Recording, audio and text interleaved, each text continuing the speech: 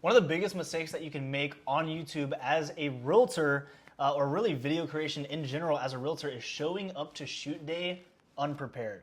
And I recently have direct experience with this. I was about to shoot 48 new videos for my channel, my real estate channel, with this man right here.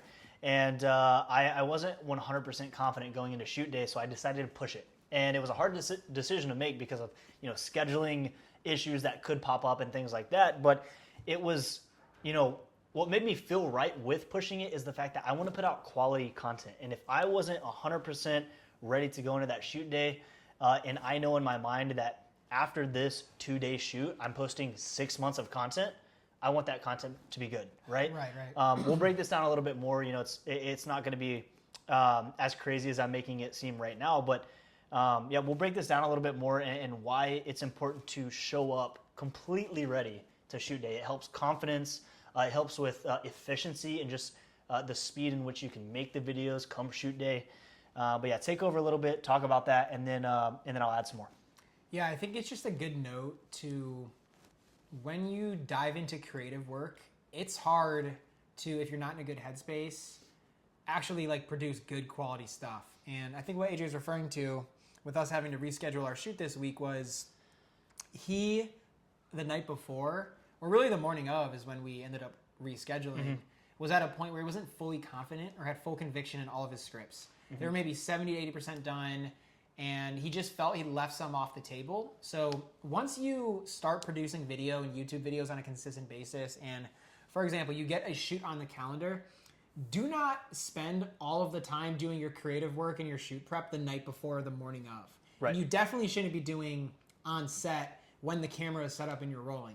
That is how you're going to lead to ineffective videos, lower quality videos, and essentially burnout. Yeah, because you can less feel confidence when you're filming that day. Yeah, I was going to say, you can feel when you're not as confident speaking to the camera what you're actually talking about. So he had some stuff that, prevented prep from getting fully done, which is totally fine. I think we're just making this video, generally speaking, to say, hey, pre-production and prep going into your shoots is paramount, and it will directly impact your performance of your videos. Right, and you probably understood this or understand this if you watched previous videos, but he owns an agency, and the main thing that he does with his video agency is he shoots 48 YouTube videos for realtors in 2 days.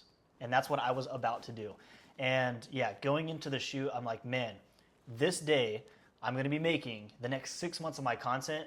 If I'm not 100% prepared, I would rather push it and get some nice quality work out there, because it is going to be the next 6 months of my marketing material, rather than rushing it and putting a subpar product out into the marketplace. So that's really where it came down to. I'm putting a lot of intention and strategy into this one, and I didn't feel like the scripts quite were at the level of the strategy and the intention that I wanted to put into the shoot. So I decided to push it.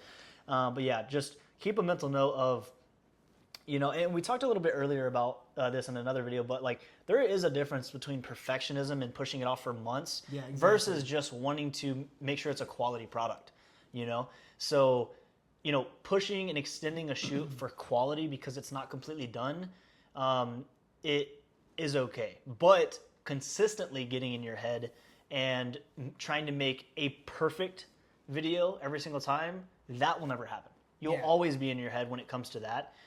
This was more so a strategy issue and not necessarily a perfectionism issue in this particular instance, but yeah, there's definitely a difference there. Yeah, and just to wrap this video up for context, AJ's done 250 videos and 3, 4, 5, 6 launches with our agency. So he's at a much different spot, and he talked about how he's being the most strategic and intentional with everything YouTube for this next rollout.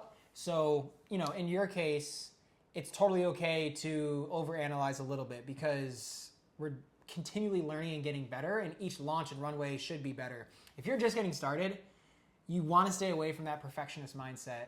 So it's basically a balance of going in prepared and confident. It's okay if it's not perfect, and then not letting yourself fall into that perfectionist mindset and, meeting somewhere in the middle so you can just ultimately be consistent with I'm glad you said that, though, because